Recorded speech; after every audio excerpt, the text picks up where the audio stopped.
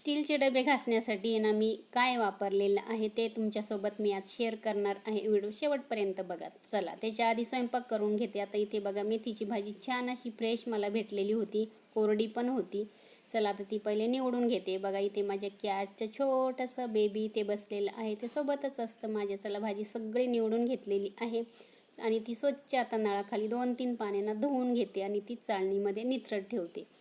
आणि चला आता इथे बघा लगेच आपल्याला भाजी बनवायची आहे. ताजी ताजी भाजी चवीला खूप छान लागते आणि साध्या आणि सोप्या पद्धतीमध्ये भाजी मी केलेली आहे. इथे बघा आता थोडंसं तेल घातलं, त्याच्यामध्ये लसूण ठेचून घातला, हिरवी मिरची घालून घेतली. छान लाल झाल्यानंतर आहे ना त्याच्यामध्ये मेथीची भाजी घालून घेणार आहे.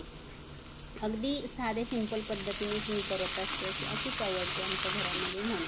त्याला भाजी घालून घेतलेली आहे, मिक्स करून घेतली. त्याच्यामध्ये चवीनुसार मीठ घातलं. मीठ नेहमी भाजीमध्ये कमीच घालायचं आणि शेंगदाणे भाजून थोडंसं 2-3 चमचे शेंगदाण्याचं कूट घातलं, मिक्स करून घेतली. भाजी आपली मेथीची तयार झालेली आहे.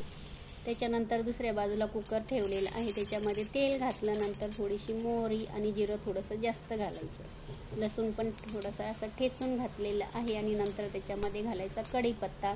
नंतर त्याच्यामध्ये आपल्याला हळद आणि लाल मिरची पावडर घालायची. नंतर वरून थोडीशी कोथिंबीर घालायची. नंतर इथे आपल्याला घालायचं आहे म्हणजे डाळ. आता डाळ, उडदाची डाळ मी ह्याच कुकरमध्ये पहिले शिजवून घेतलेली आहे आणि आता ती डाळीला म्हणजे उडदाच्या डाळीला फोडणी मी देत आहे.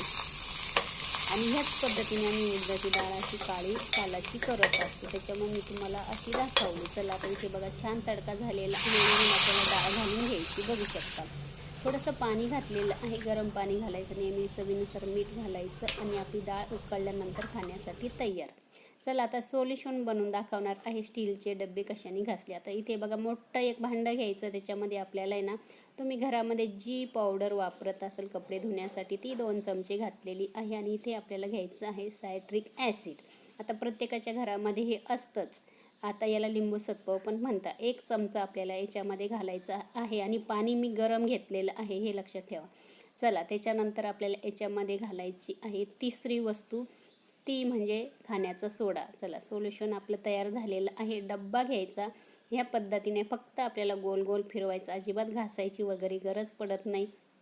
तुम्ही पहिले एक डबा घासून बघा. चला असा फिरवून घेतला त्या गरम पाण्यामध्ये आणि नंतर स्वच्छ असा धुवून घेतला. तुमच्यासमोर रिझल्ट बघू शकता. सुंदर आपले इथे डबे क्लीन झालेले आहे. तुम्ही नक्की स्टीलचे डबे ह्या पद्धतीने घासून बघा, एवढे छान निघतात आणि झटपट दिसायला पण सुंदर आणि वेळ पण कमी लागतो. चला इथे सगळे डबे मी घासून घेतलेले आहे, बघू शकता ह्या पद्धतीने. चला धन्यवाद.